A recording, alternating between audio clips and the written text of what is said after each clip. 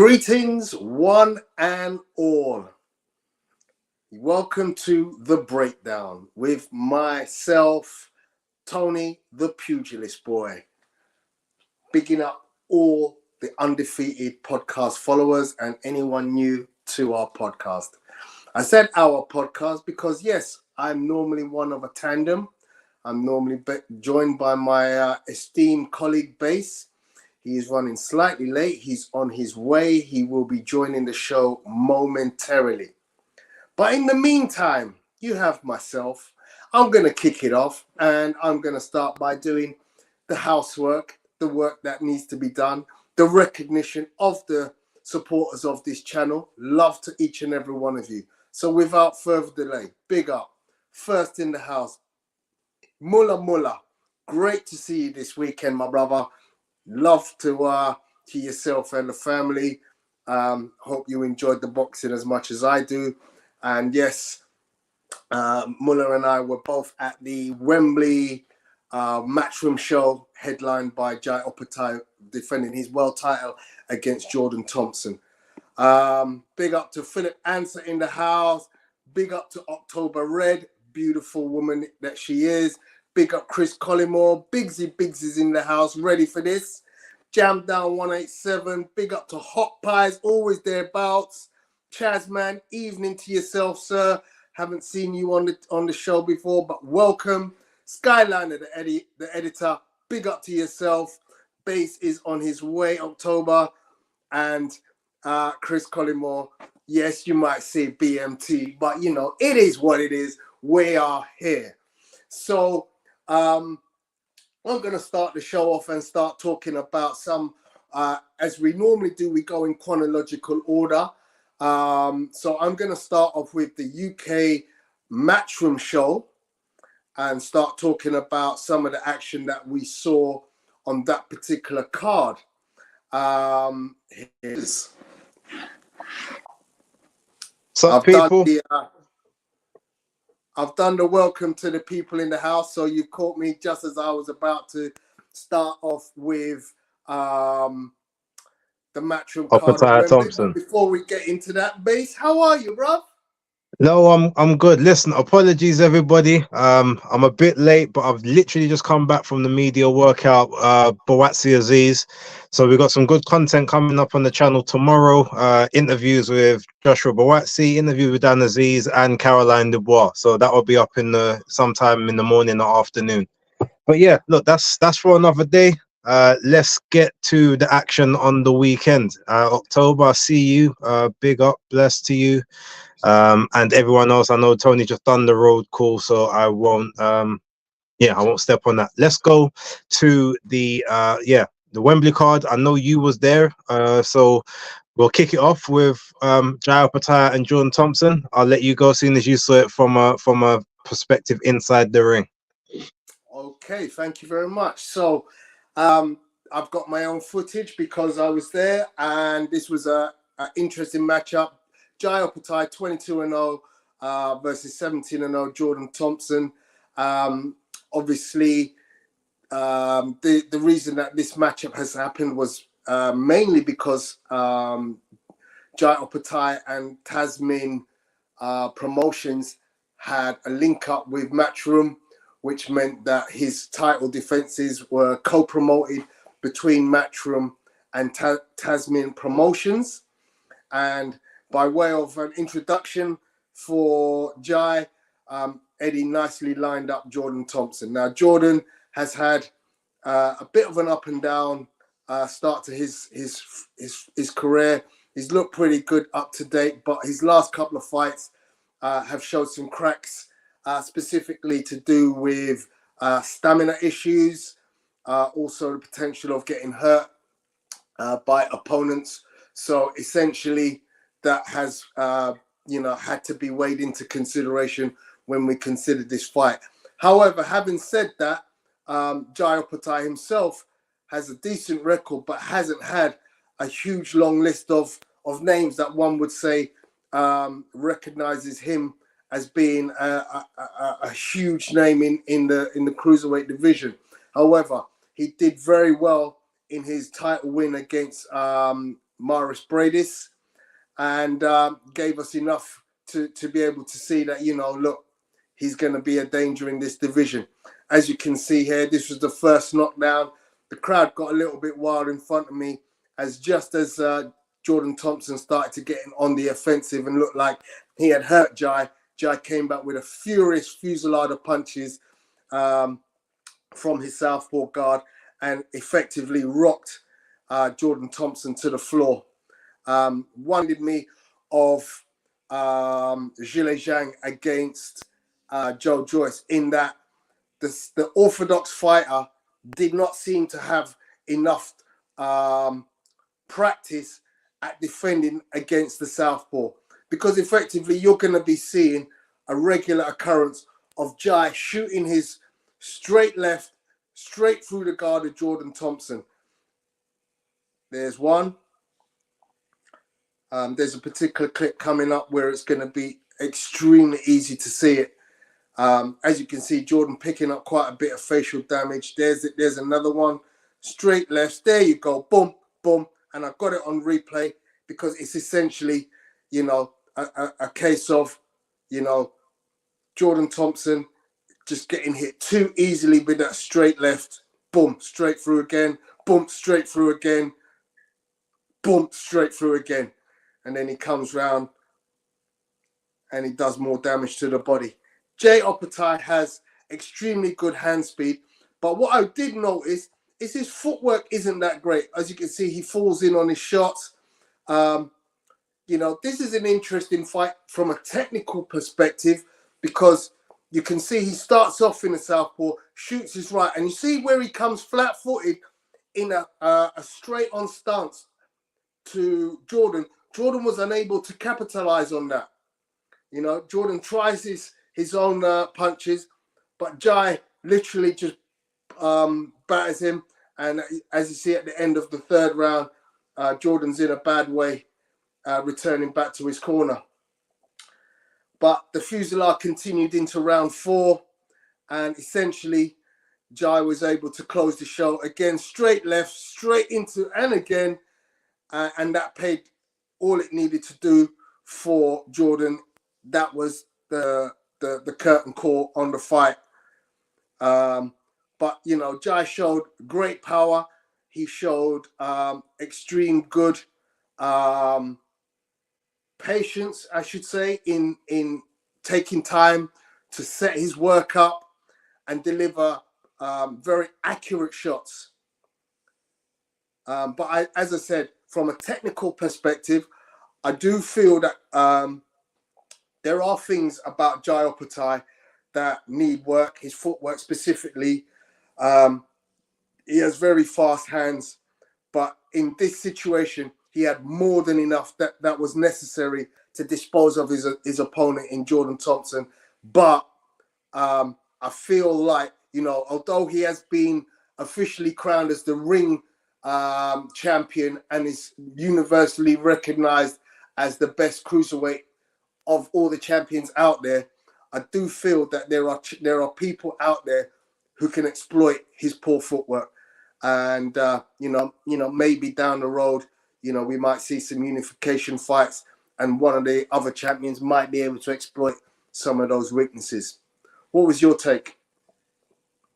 Okay, so to counter your first part, I definitely disagree with the poor footwork thing.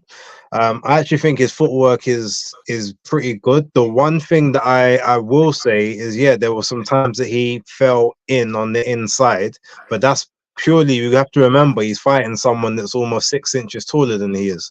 So you're gonna have to lunge in order to get into range in the first place. The fact that he was able to get those shots off, to me, actually shows how fast his feet were at getting into position. You remember, and also we're talking about someone who's 5-6 inches taller, longer legs, with their, you know, their lead leg is in front of your lead leg as well. When he faced Maris Bradis, his footwork was neat and tidy, especially in the first half of the fight before it became a dogfight. Hence why Maris Bradis couldn't get close to him in the first sort of 4 or 5 rounds. And I think it's pretty much his footwork itself can't be that bad if he's able to get to the target as swiftly as he did. So while it may not be like perfect, I take into account who you're fighting as well. Yeah. Before I add that as a various caveat to that particular opinion. But fair enough. Outside of that, so look, this was pretty much now.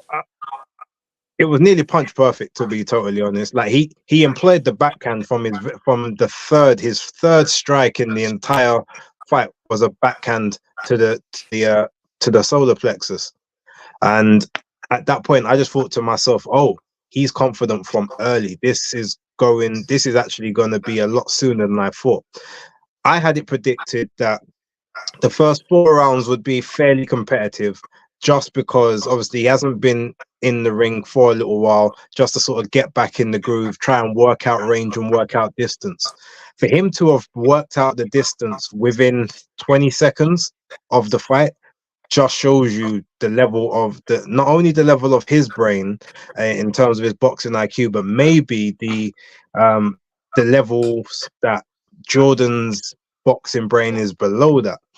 And it's funny because obviously in the interview I'd done with Opetaia, he said that he's talking about like knocking me out, but he's never fought anyone like me. So Tony, can you mute your mic, please? I can. Sorry. Yeah, like he said, he's never fought anyone like me. He's never been in the ring with someone like me. So to think you're just gonna knock me out just shows how poor of a boxing brain he actually has. That's what Jai said in the interview. And then when you look at the fight and how the fight played out, I mean, he was 100% right. He kept his lead foot on the outside from moment one in the first round all the way until the end of the fight. Anytime it went on the inside, he literally sat on Jordan's chest and prevented Jordan from being able to do anything. So as October said, can I play the interview clip? I'll have to load it up just after I finish talking, October. I'll see if I can get it up for you. But yeah, it was pretty much, yeah, the backhand just could not miss. Like he seems to have this knack or this it's almost, it must be a technique by this point, because he's done it 2 times in a row without fail. He shoots that backhand and then makes it a point that he will he almost like makes it a point that he targets your nose. He busts up and breaks your nose so that you now have got issues with your breathing, so that he then can close in and, you know, lay on further punishment. And that must be a tactic, because there's no way that you do that twice in a row if it's not something that you actually train and train to look for. And ultimately, look, Jordan was incredibly confident all week. Some of his confidence, I felt some of it, and I almost felt a little bit misguided by it. I felt almost a little bit hoodwinked, to the point where I gave him more of a chance to see the back half of the fight. I did said that I think Jai would finish it in the 10th round, the 9th or 10th, where Jordan would basically throw Hail Mary shots and go out on his shield once he starts getting time. But the fact that he got just dominated from round 1 all the way to the 4th round when it stopped, it was just a demolition job. Now, I kind of understand why Tony Sims allowed him back out for the 4th, but really and truly, from the 3rd round was over, they should have just waved it off from there. Tell the ref, you know what, there's no point, because at that point, remember, in that 3rd round, he literally launched the best shot he could ever launch, a straight right down the pipe, hit Opetaia clean. He didn't even back up. He literally walked forward and lunged into his own straight left. And then 3 punches later, Jordan was on the floor. So from that's happened to you, there's nothing else that you can do in this fight to win it. Like, he's just taken your absolute best shot flush, and then he just walked straight through it and dominated you. So yeah, I felt Tony should have just thrown in the towel, saying, look, we gave it a try. Let's leave it from here. Maybe mentally he needed for Jordan to go out there and almost go out on his shield for his own psyche. I know some boxers need that. But in this instance, I mean, it's lucky that Jai found the right shots in the 4th as it happened, rather than maybe found a couple of coffin shots, because then if it just carried on, you know, past the fourth, into the fifth, into the sixth, like it was just going to be, you know, that's the kind of beating you just don't recover from. So look, he took his shot at greatness.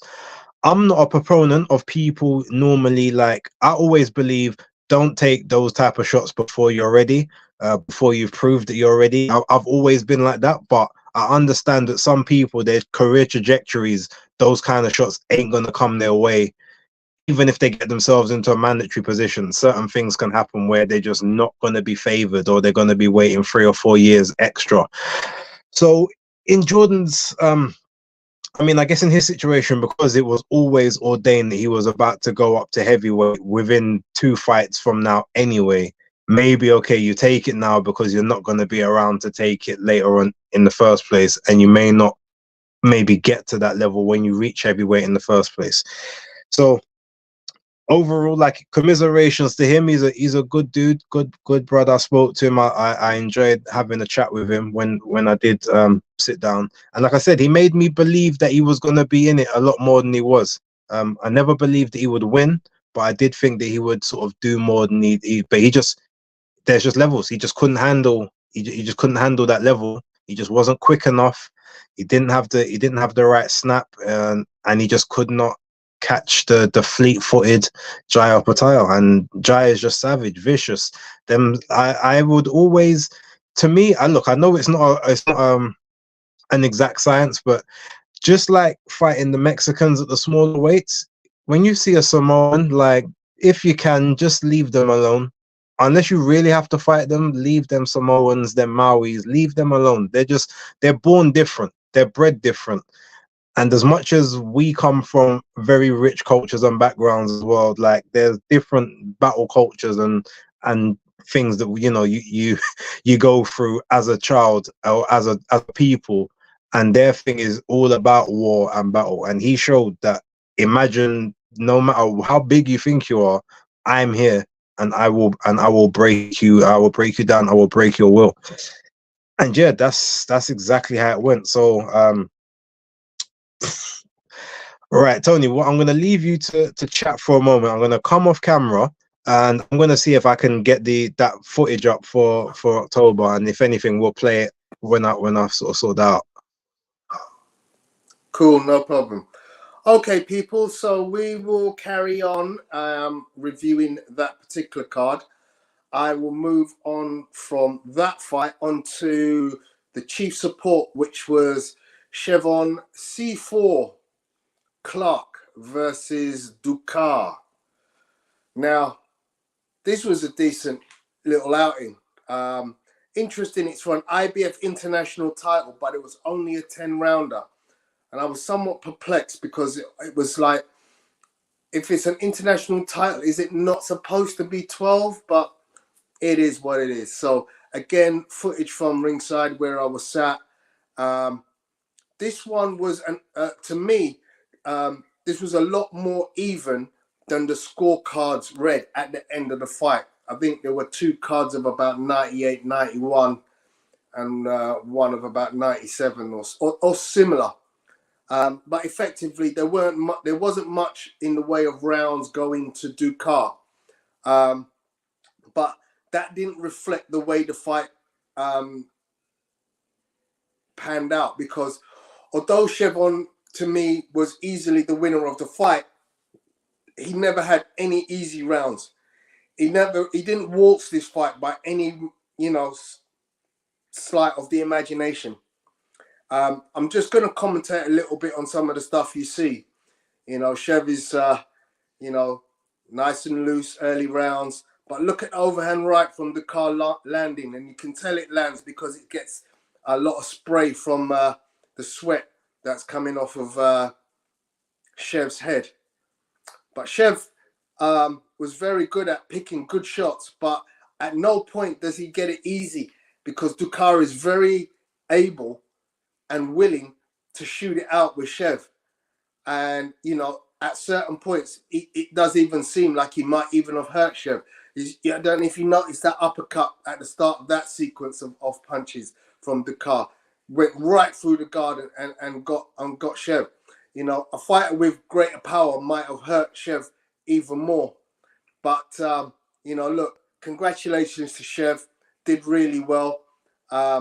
He does need to look at this fight in its entirety and work on certain aspects of his game. There are defensive lapses at certain points where Ducar gains, you know, advantage over him. And there's not a great deal of height difference. It's essentially Clarke isn't the tallest of cruiserweights. You know, against the likes of Riakporhe, Coley, Thompson, you know, they're much taller fighters than he is.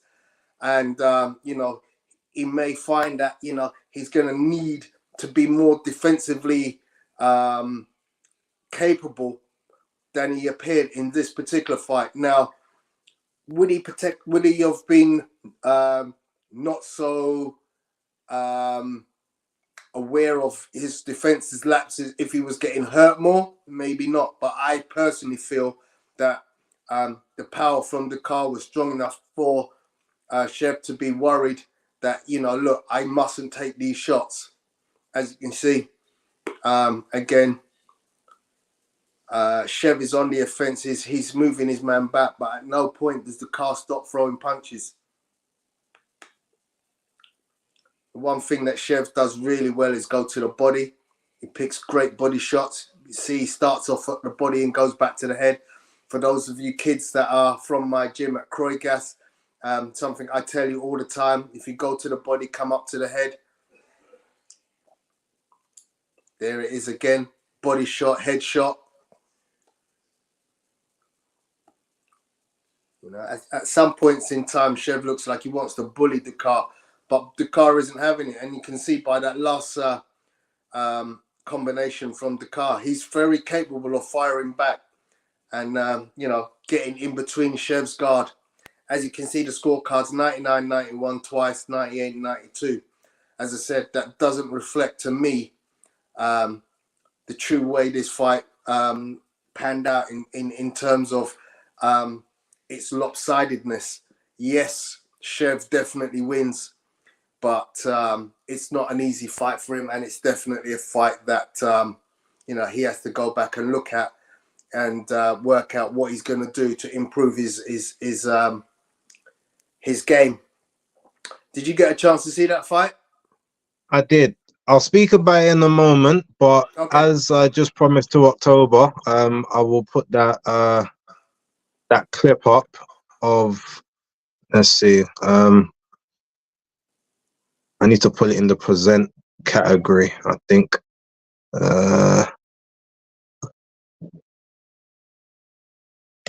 How's this? To share and the studio. Oh, okay. So hold on. Bear me 1 sec. I just got to turn this into desktop mode. Give me a sec.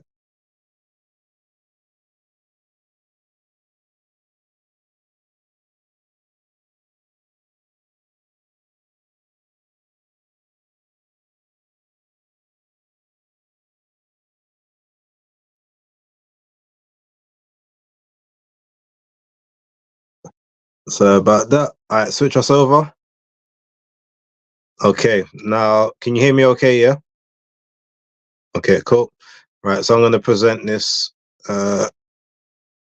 video file.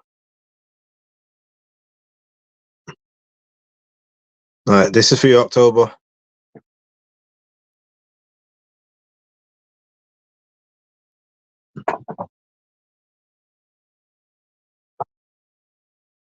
Do you, I won't say worry about, but, you know, have to be very cautious of, you know, he's a sort of very rangy, very big, tall guy. And is there anything that maybe he's going to pose to you that you haven't really had to deal with so far in the professional ranks?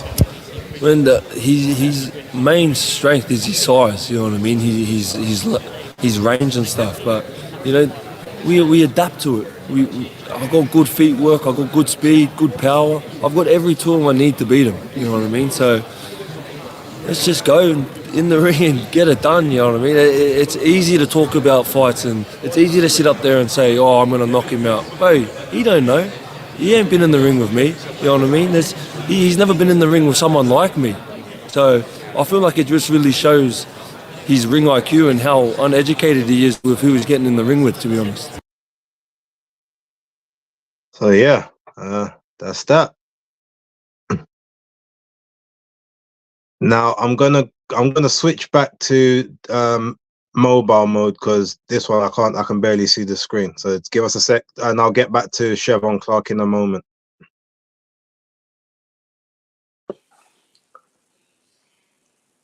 So yeah, Chev has been an extremely busy fighter. You know, I like his style. I think, you know, I know he works really hard. I see a lot of his workouts. So yeah, he's definitely one to look out for. He's one of the fighters that makes watching boxing enjoyable. You know, it's a very entertaining style of fighting. Who are you referring to? Chev Clarke. Oh, okay. Yeah, so yeah, not to dwell too much on that fight.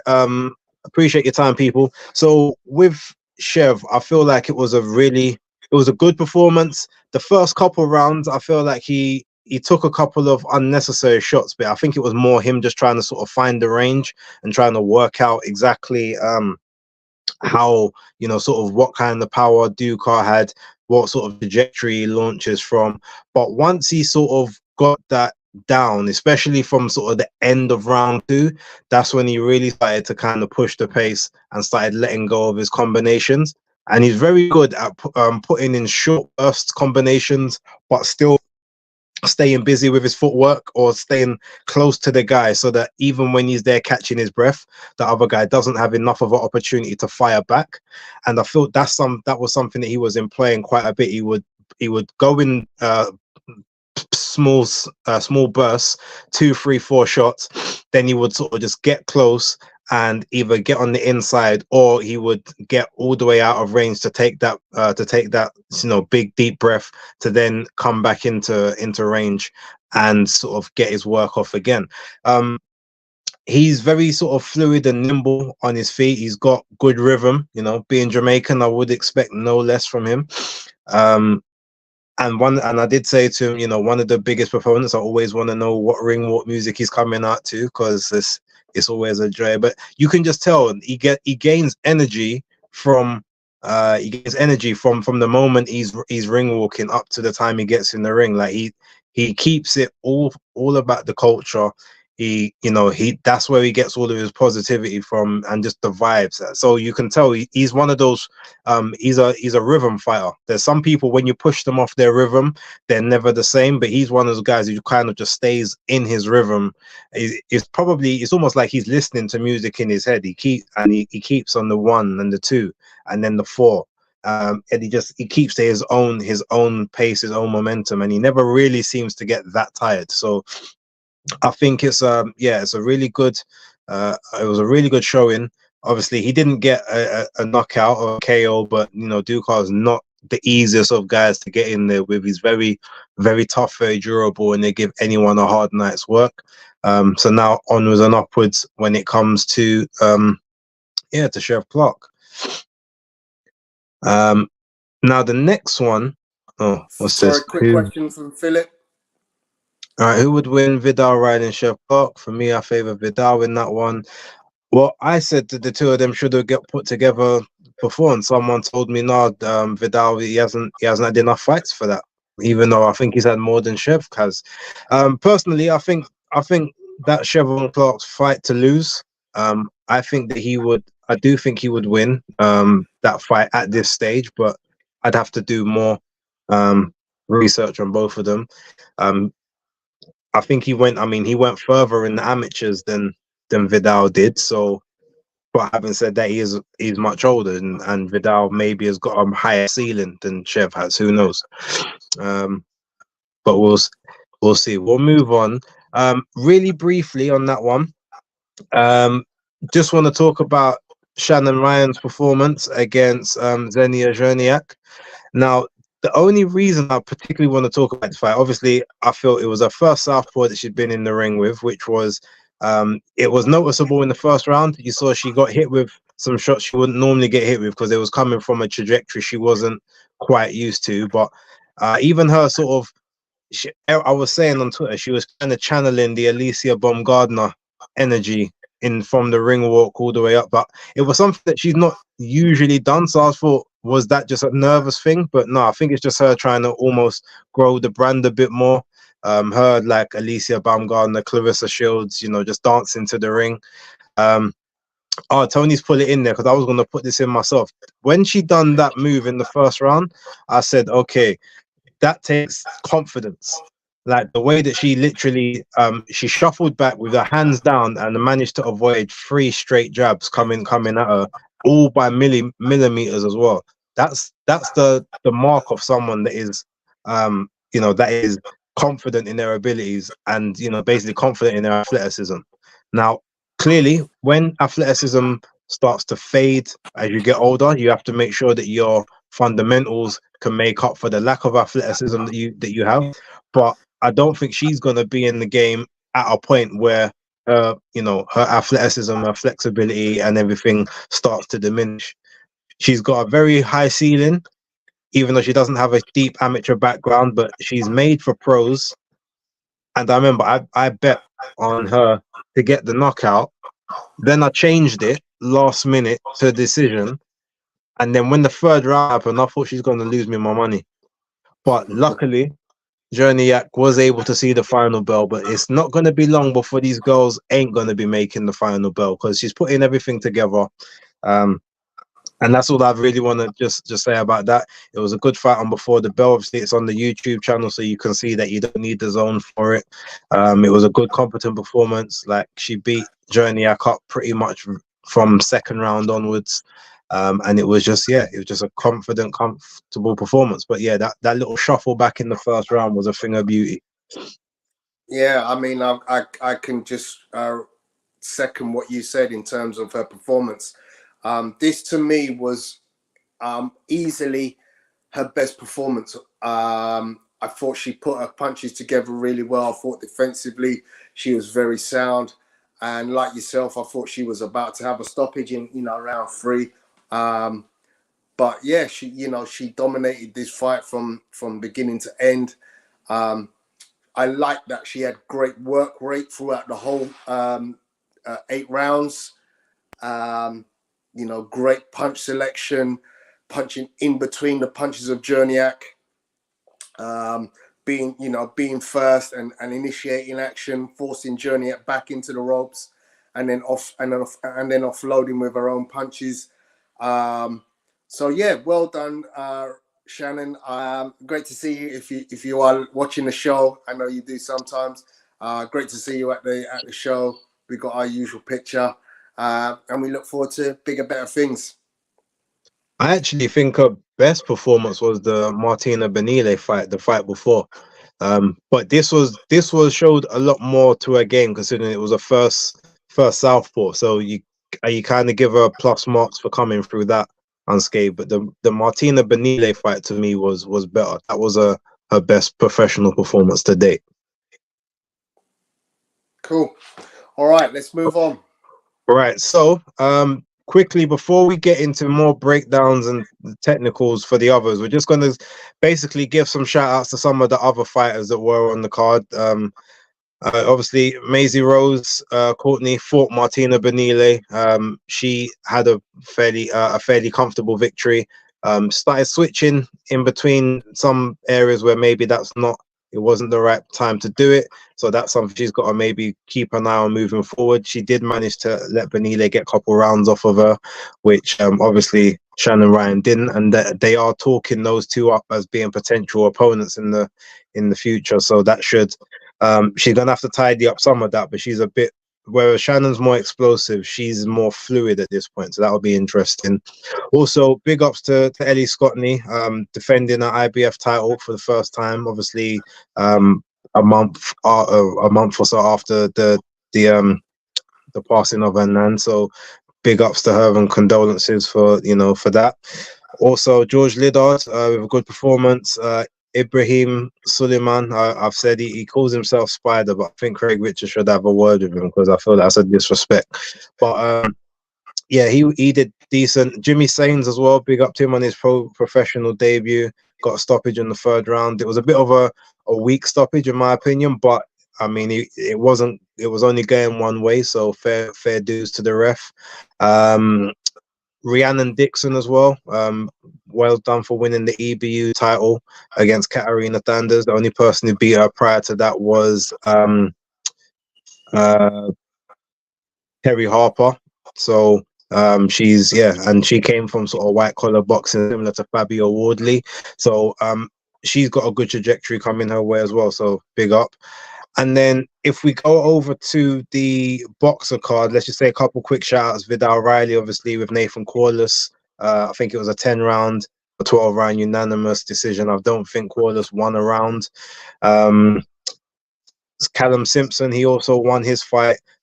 Big up Francesca Hennessy. I saw her a little earlier on as well. She got a stoppage, so she's the one that ended up busting my accumulator. I didn't expect that, although it was a referee, a doctor stoppage due to her eye or a cheekbone. That's pretty much all the ones I want to talk about in terms of the big ups there. So yeah, let's go to let's talk about Caroline TKV. Dubois. Then we'll go to Caroline. Okay, go ahead. I didn't upload any graphics for that one, but if you That's fine. We'll keep it real brief. Basically, so Jamie TKV suffered his first professional defeat with a TKO loss to Igor Macedo, is it Silva? I think it's the Silva, Brazilian guy. Basically, Jamie came in looking, to me, he didn't look in great shape. I think he needs to work on his S&C, his conditioning, and maybe just get a little bit of the timber off, because his size and his frame, even though he's quite fluid in his movements, he could afford to lose about 10 to 14 pounds and be sort of 17 and a half, 17-10, as opposed to 18-7. I just feel like that's too big for him. He's not he's not big enough really to carry that and be consistent. Igor Macedo basically just dominated from first round to last round. He's clearly a puncher. He was 11-1 with 11 KOs. The only person that ever beat him was Sergey Kuzmin, who was a very accomplished amateur. He was the same guy that basically gave Martin Bacoli hell and only lost to Michael Hunter and Bacoli as a pro. So I guess someone at Boxer maybe should have done their research for such a last-minute opponent. The guy obviously had more rounds in the bank. He had more experience, and he was a puncher. So if you're going to give him a last-minute opponent, at least give him someone that maybe doesn't punch that hard. But yeah, he was awkward and gangly, but he just had the range down from early, and Jamie just couldn't deal with he just couldn't really deal with the trajectory that the punches were coming from or the speed. He was catching a lot, but he wasn't able to catch and shoot effectively throughout the fight. And then ultimately in the 5th round, he suffered it was a straight right, and it split the top of his eye clean open, one of the deepest gashes I've seen in a while. It was on the same level as the Badu Jack gash that he got from Marcus Brown, which was in the middle of his forehead, it was pretty much that deep over the eyelid. It exploded straight away. It's like he turned away to his corner, and it was funny because when it happened, I thought, oh, okay, he's turned away. Then he's kind of turned back with his gloves down, but the refs basically called time as he's walking, like the blood's just started trickling off onto his eyelid from the beginning. But maybe if you wanted to gain some more time in the ring, he probably should have put his left glove up to his face to block it from the ref's view, so that he could have at least maybe tried to get some work off, and the ref might have allowed it to continue. But there was once the ref called time and said, yeah, let's check this, there was no way it was going to carry on because it was a horrendous cut. Now, to Philip Answer's point, there was supposedly there was a bit of issue with the gloves, that basically they had allowed him to wear his normal gloves, or they weren't gloves that came from the wrappers or the packaging in the glove selection. It was the gloves that he uses, I don't know whether it's for sparring or that he's used in other fights before. some of the Adidas logo was a little bit worn on them. That wasn't really that visible at the start of the fight, but they did start to sort of wear a little bit in the fight. So maybe they were, you know, worn in a piece. But clearly, I think what they're doing is they're appealing to the board now to make the fight a no contest based on that. I don't know how successful it will be. That's something we'll just have to kind of keep an eye on and maybe address at a later point. But yeah, he suffers his first loss, 5-1 at this point. To the drawing board, I guess he goes. It's gonna be a long time before that eye heals. So he definitely won't be in the ring until at earliest maybe April next year. Sparring and stuff, he won't even be able to allow to spar until probably like February, March. Again, that's absolute earliest. So he's going to take a while off. If I was him, I would take that time to, as I said, lose some of the weight that he's got on him, just work on his conditioning, and just do a lot of shadow boxing, just a lot of everything in the gym except for sparring and except for any like pad work. Just work on everything else.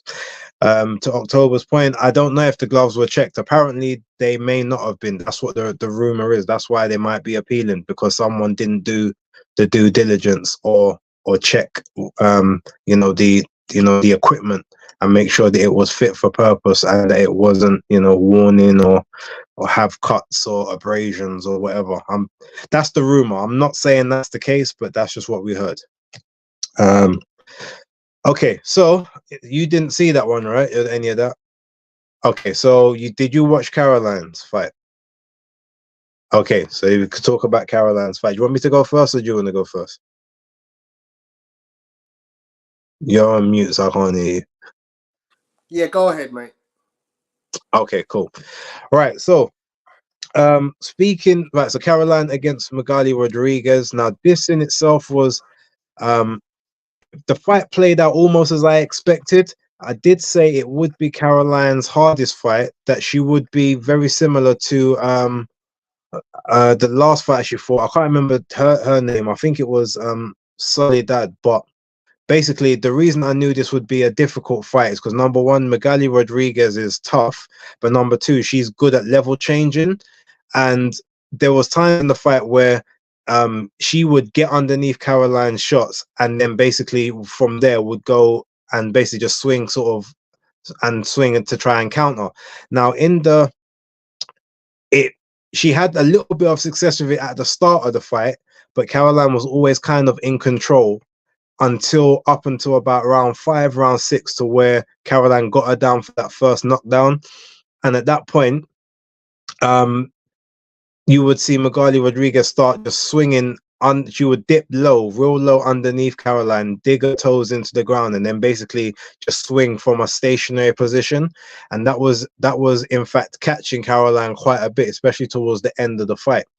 Now, in that 9th round, the check hook that Caroline hit her with was that basically is a shot that would have put down and stopped most people. But again, Magali Rodriguez just being tough, she basically just fought through it, got up, managed to use some veteran tactics, spitting out the gum shield, and yeah, she was able to obviously get her breath back and survive that.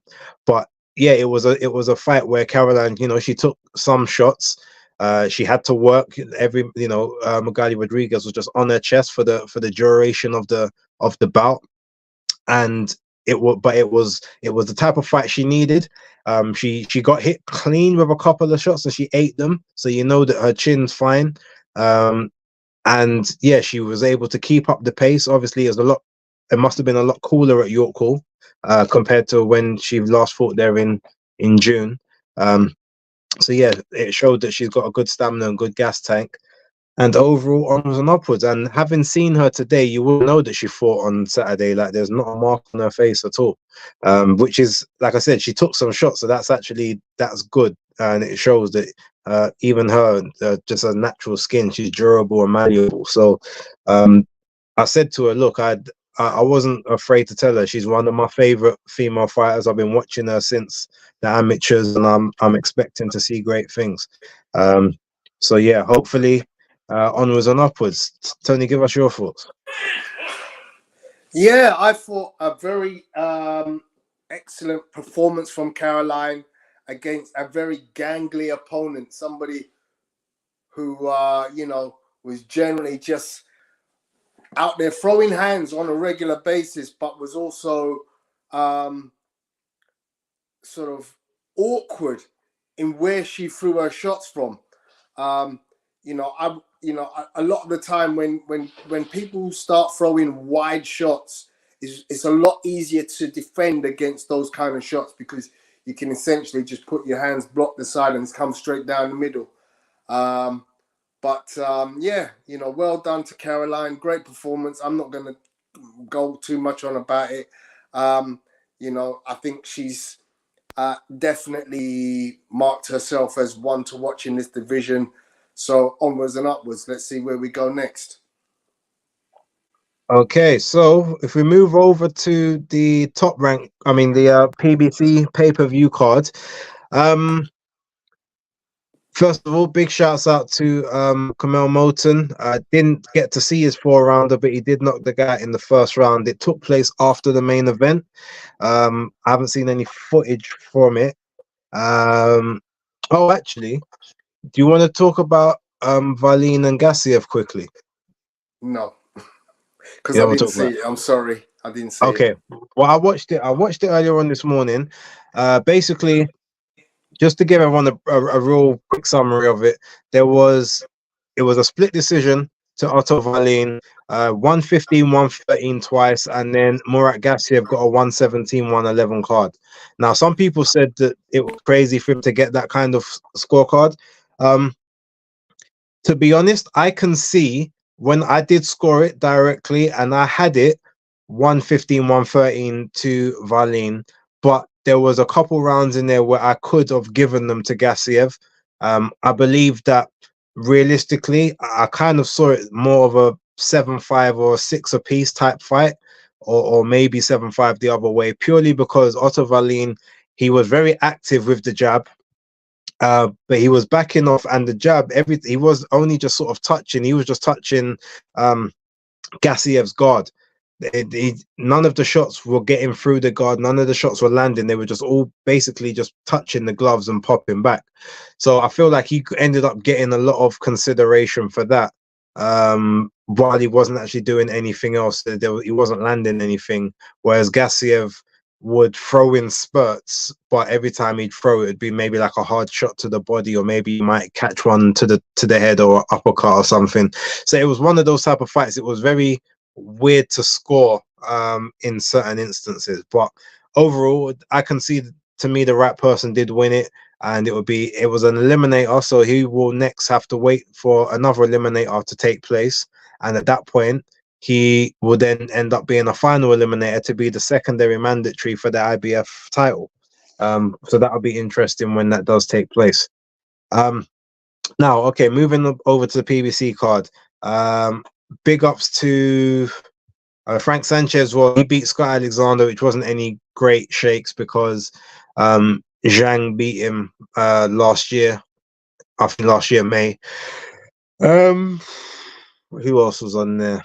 Terrell Gachet. I think he got a victory on the undercard as well. Elijah Garcia. I think he got a unanimous decision against Resendez, or it was a majority decision, one of the two. So congrats to him. Let's talk about Yordenis Ugas and Mario Barrios. Now, how did you basically see this fight, Tony? I predicted that Barrios was going to win. You give us your take. You're muted. Excuse me again. A good performance from Mario Barrios. He's got very fast hands. He stung Yordenis Ugas several times. Obviously, got that drop there. You can see with a great shot, and a good all-round performance from Mario Barrios. You know what you get with Yordenis Ugas. He is a very accomplished fighter. Obviously, an excellent amateur pedigree. wins against Manny Pacquiao. So, not someone that you can take lightly. And for Mario Barrios to dismantle Ugas the way he did, you say sort of compare that destruction or beat down in comparison to say what Errol Spence did to Ugas, and you're like, well, yeah, actually he did a way better job of it, of dealing with your Dennis Ugas. So from that perspective, and looking at the way in which he managed the fight, he controlled the fight top to bottom. I can't remember what the scores are, Base, if you could tell the people them. But yeah, very, very accomplished performance from Mario. And, he definitely announces himself as being someone that needs to be considered for the straps in the welterweight division when they eventually become available. I think the scores were 116, 110, 117, 109, and I think there was a 117, 109 twice, or there might have been a 118, 108 card. But I think it was 116, 110, and two 117, 109 cards in the fight. Again, I could be wrong. Someone might want to fact check that. It was two 118s, 107, and one 117, 108. Okay, so they didn't basically gave Mario Barrios pretty much everything. Which, to be fair, look, I knew the inactivity of Ugas was going to play a factor, and he's getting on. So it was perfect timing for Barrios to get him, and ultimately Barrios is the person that they can use as an opponent for one of the other guys coming up, or one of the other. I wouldn't be surprised if we next get Boots Ennis against Mario Barrios for like a vacant title in the division. I think I said that prior to this as well, that he'd win that fight so that he'd be in the running to get in a fight against one of the other 147 pounders. But yeah, he controlled the pace. He got hit with a couple of shots, but he ate those. He weathered them pretty well. His punch selection was better. His footwork was better. Ugas was a bit ploddy. Ugas has clearly obviously seen better days. He's at an age now where he just hasn't got it anymore. And his punch resistance is going. His eyes are constantly failing him as well. And it's just one of those situations. That may be the last we see of him in any real capacity, apart from just being fed to up and coming stars, which is a terrible way to kind of go out of the game. But I guess sometimes that's the bricks. But yeah. Now I know that KG especially wants to hear our takes on Erickson Lubin against is it Jose Ramos? Jesus Ramos. So yeah, I'm gonna let you start this one because you had quite a bit to say yesterday on Monday Night Smoke. I wasn't on Monday Night Smoke. Yeah, yesterday. But in terms of you had some. Oh, actually, no, you had it in the chat in the you had it in the I think the WhatsApp group. But yeah, go ahead. You did. You said something. Yeah. Sorry. So a fight that I thought Erickson Lubin was lucky to get away with. I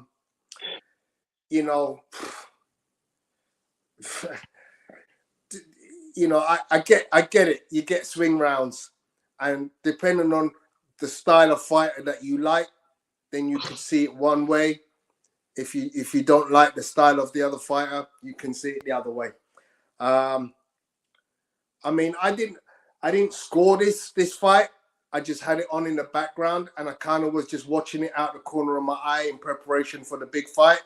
Very tired at the time. I had a very long day. But from what I could remember of the fight, because I haven't watched it back, Jesus Ramos has every right to be upset that he didn't win that fight, because I personally thought the rounds that he won them more convincingly than the rounds that Lubin won. Now, in terms of the scorecards, 117, 111, 116, 112, 115, 113, all in favor of Erickson Lubin. But I personally didn't think it was that way. You know, as I said, I think Jesus is, you know, showed good ring craft in the ring. Erickson did turn it on towards the end, but, you know, certainly the early rounds, I thought Jesus was, you know, certainly dominant in certain rounds. You know, 1, 2, 3, 4, 5. I'm just, you know, looking at my card and thinking, right, okay, you know, I didn't score it, but I'm looking at some of the cards here, and like, you know, he's got certainly in the eyes of certain judges, he's won points in every round bar round 5.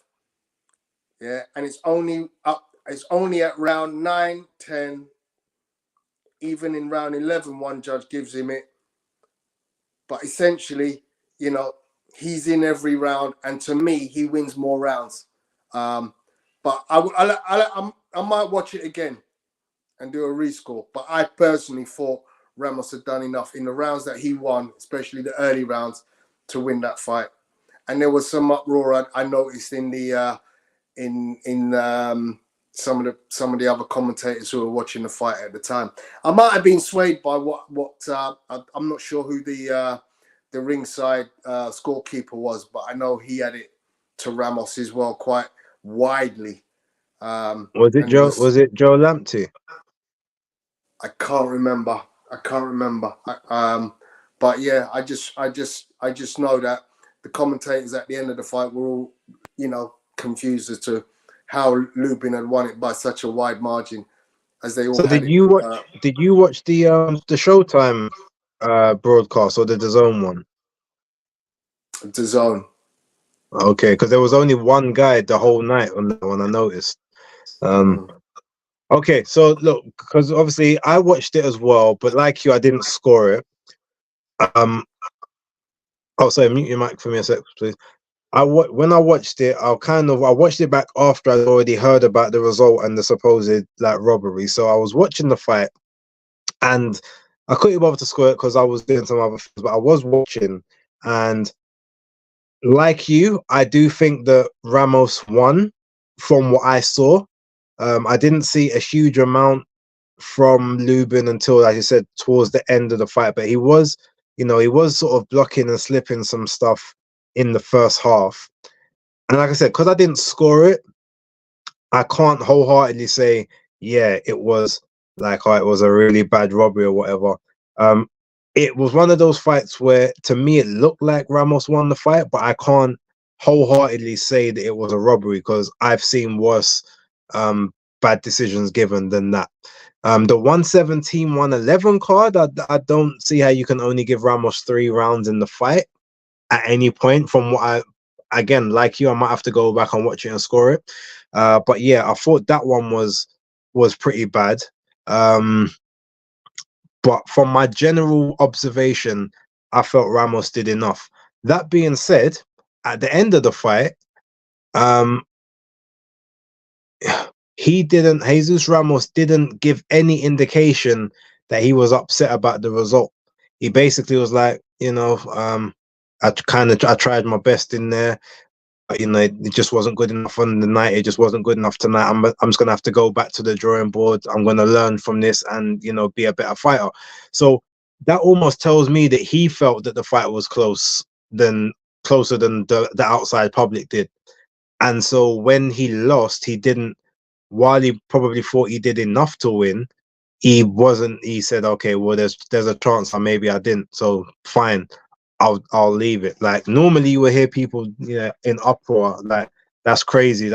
But he seems resigned to accepting that fate. And one thing that obviously Danny did say yesterday is, you know, Erickson Lubin isn't the name or the guy that you build up, especially with the defeats that he has had. Like Jesus Ramos is young guy, Mexican, obviously, big Mexican American demographic. He's just the person you would put the money behind. So it could I doubt it could be a robbery in terms of like, you know, brown envelopes or whatever. So there clearly just maybe was something that we weren't really paying attention to that the judges saw, or maybe from the angles they saw, certain things didn't land in the same way that we saw it. Not sure.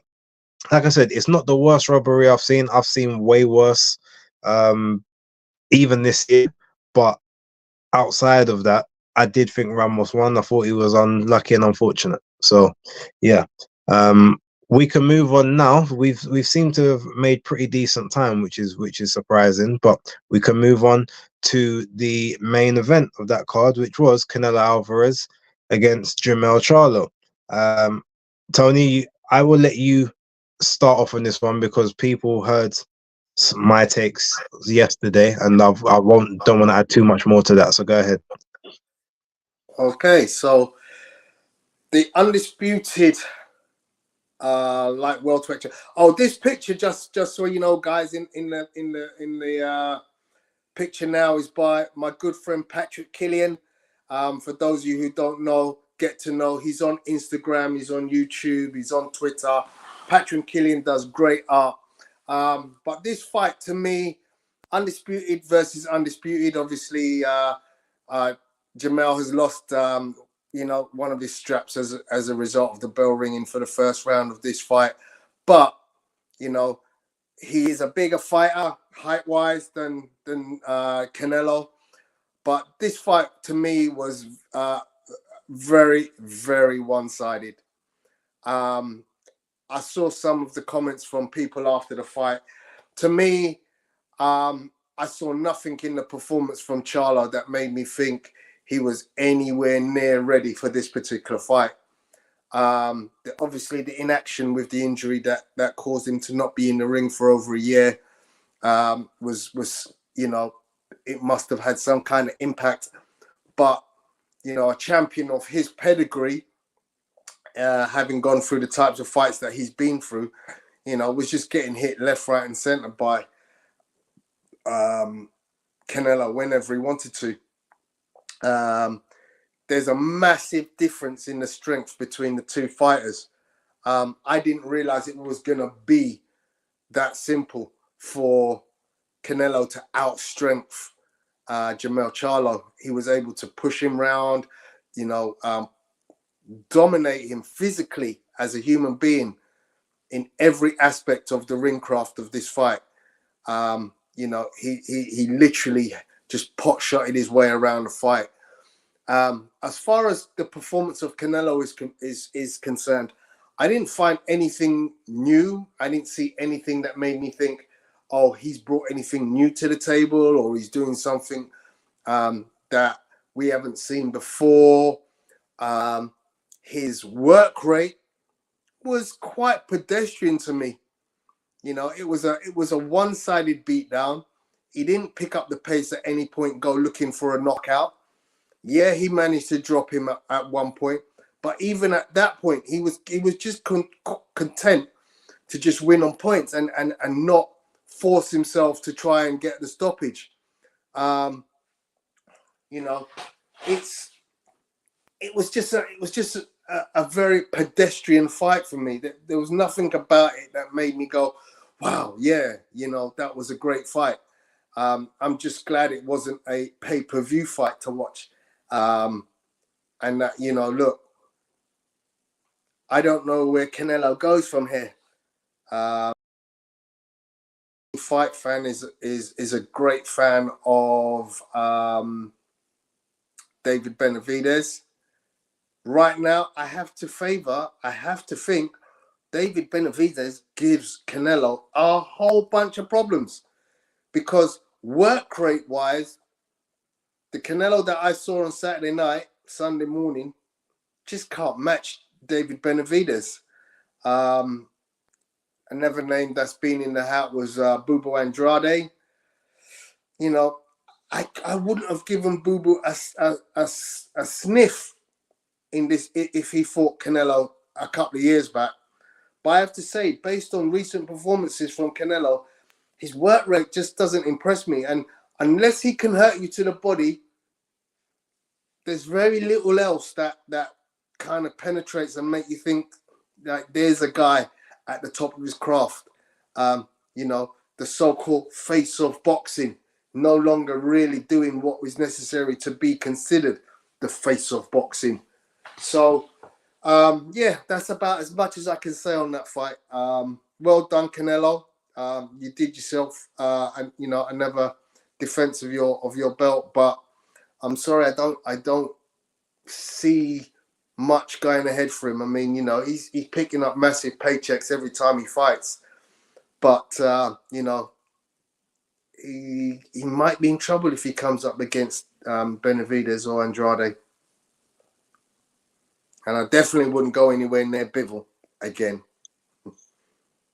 So, I actually thought it was a pretty good performance from him. Not an amazing one, but I thought it was one of his best performances since the Callum Smith fight. He looks strong.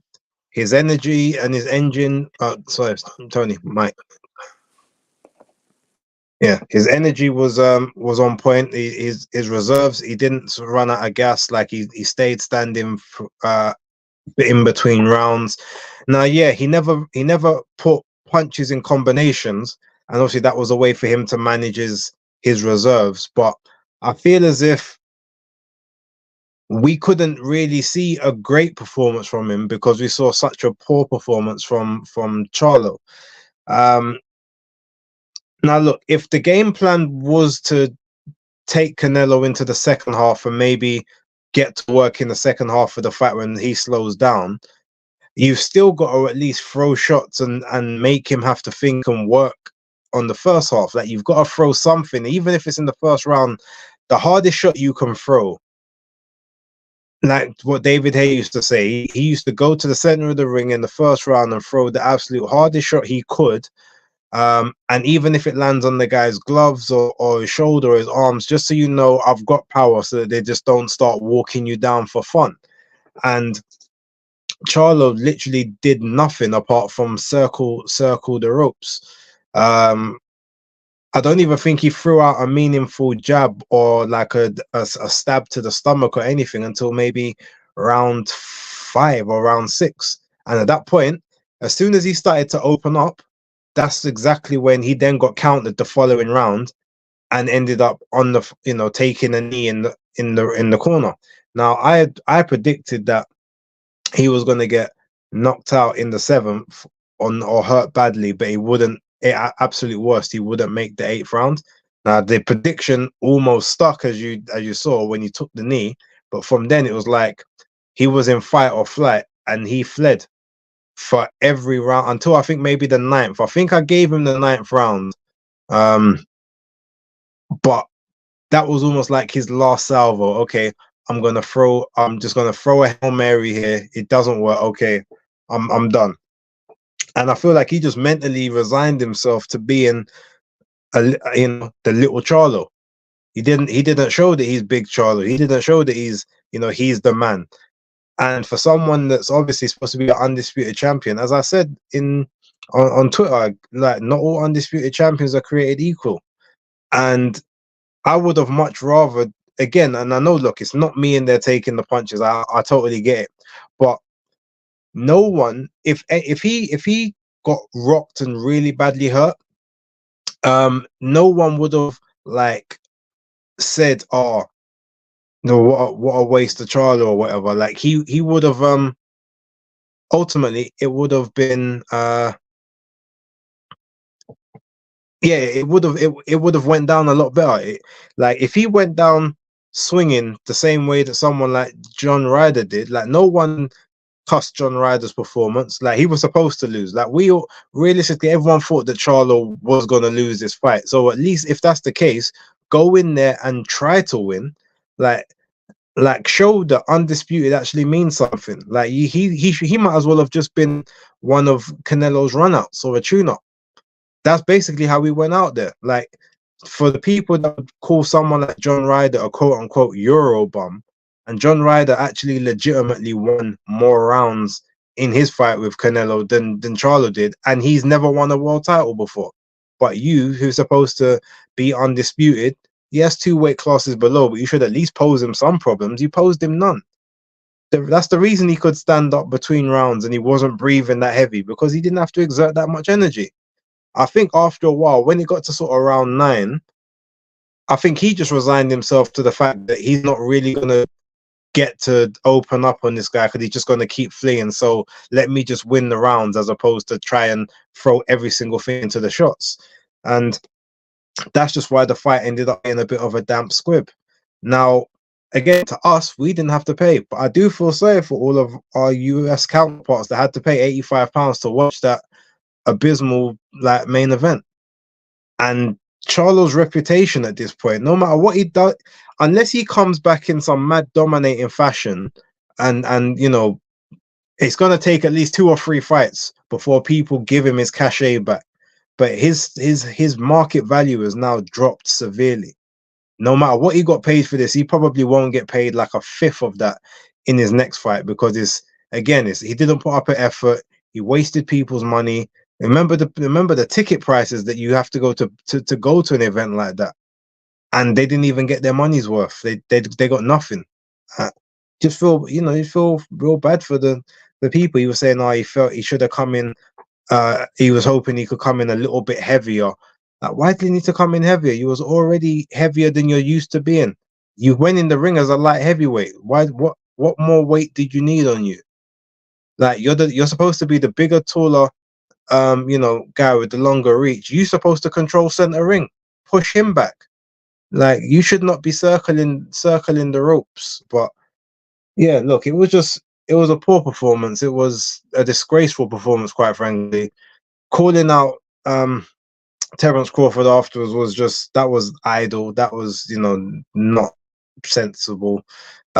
He was never like Crawford would have fought him if he went all out and maybe got knocked out in like the 8th or the 9th, then there might still be some cachet in that, because he's still a lion or so. But he just went in there like a cub and a gazelle, as they said. Like, he literally he was getting in his track and field. He must have been getting in his steps on his watch or something. He must have missed them during the day. Just needed to get those steps up, because that's what he was doing.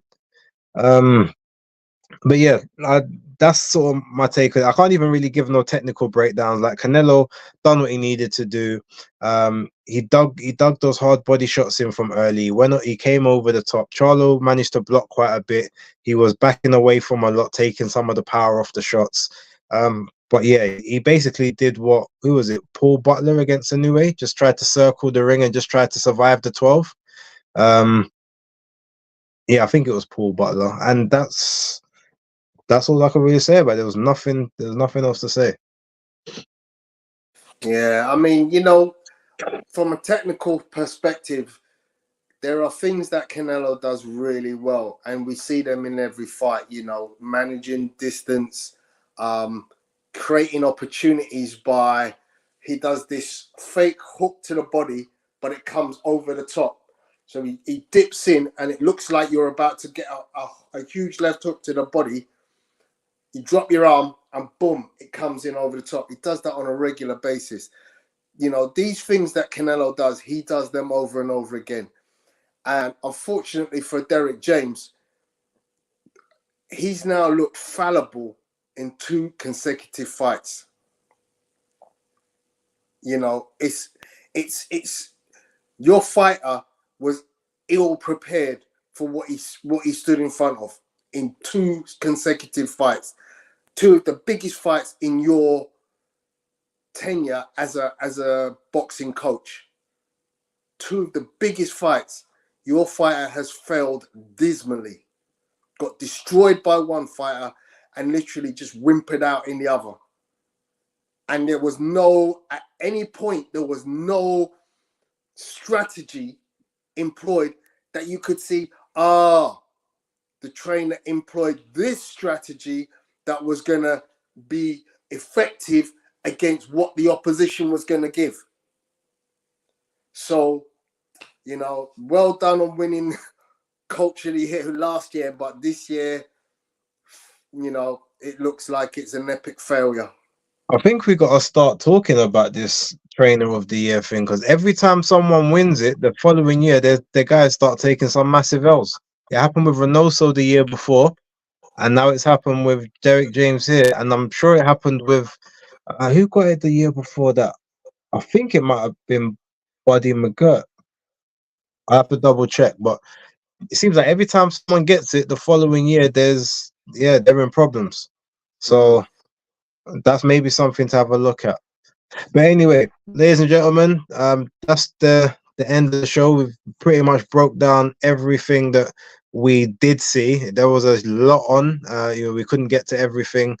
Canelo versus Eubank Jr. No, I'd rather see Eubank Jr. versus Jamul or Jamel Charlo, to be honest, because that's more of an even fight, in my opinion.